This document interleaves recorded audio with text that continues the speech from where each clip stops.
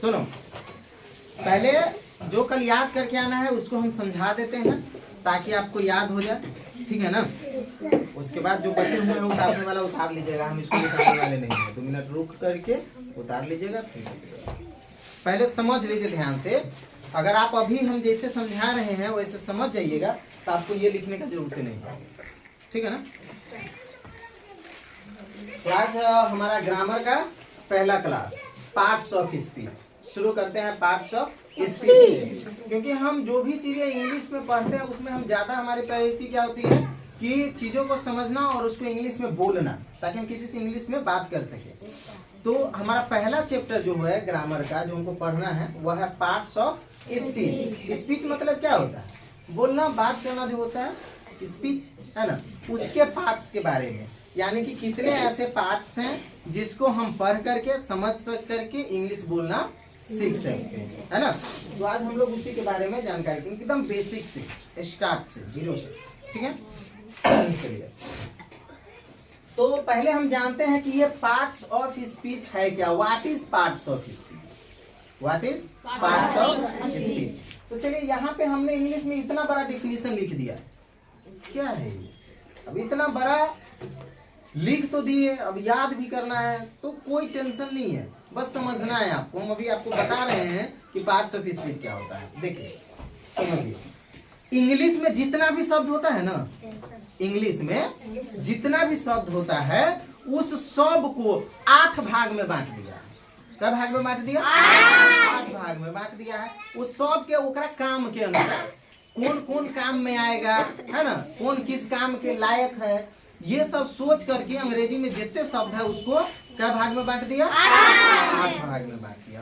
अब 8 भाग में जो बांट दिया है उसी 8 भाग को, है ना, उसी 8 भाग को जो है हम पार्ट्स ऑफ स्पीच कर, समझ गए। ये तो हो गया हिंदी में।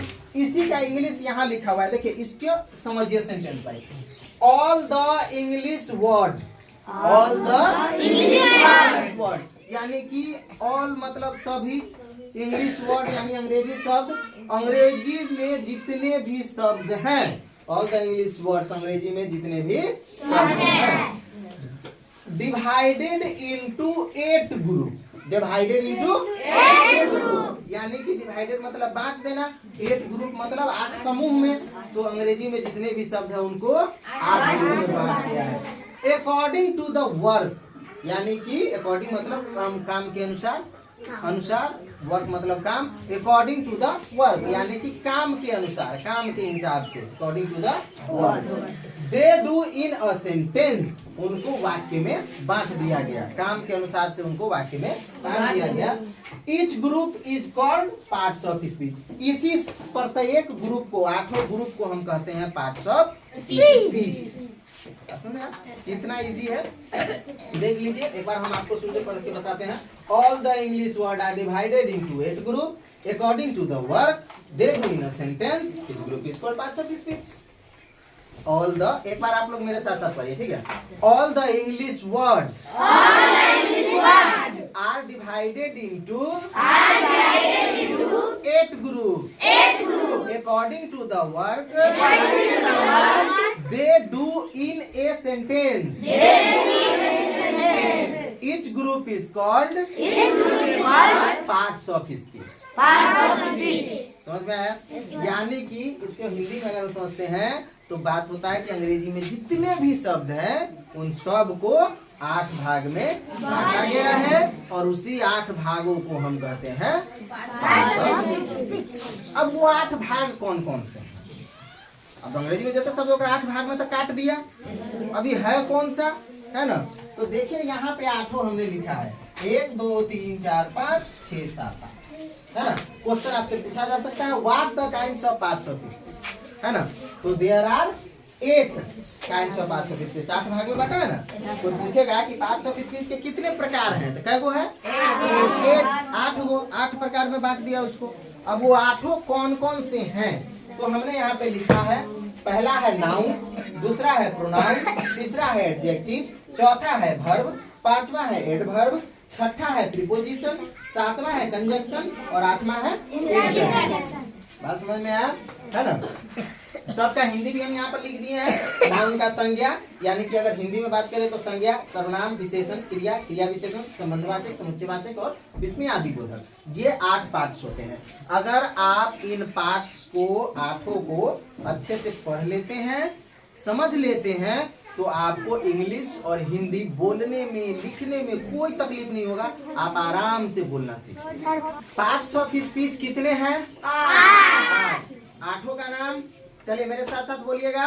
पहले है noun, pronoun, adjective, verb, adverb, preposition, conjunction, interjection.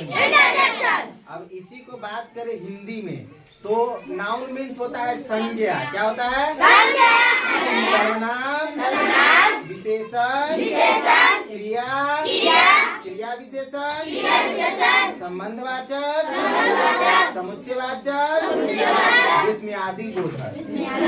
अब सबका डिफिनेशन के साथ वर्ड मीनिंग के रूप में आप याद कर लीजिएगा कि नाउन मीन्स संज्ञा, प्रोनाउन मीन्स सर्वनाम, एडजेक्टिव मीन्स, अरे ये ना बोले भूल गया,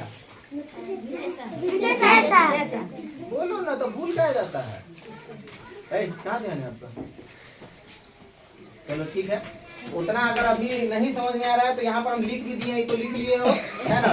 तो कल तुम लोग इसको याद कर लेना। NOUN नाउन मीन संज्ञा, PRONOUN प्रोनाउन मीन सर्वनाम, ADJCTIV मतलब विशेषण, VRV वर्ब मतलब क्रिया, ADVRV वर्ब मतलब क्रिया विशेषण, PREPOSITION प्रीपोजिशन संबंधवाचक अव्यय, CONJUNCTION कंजंक्शन मतलब समुच्चय बोधक अव्यय, INTRJECTION इंटरजेक्शन मतलब विस्मय आदि बोधक अव्यय, है ना।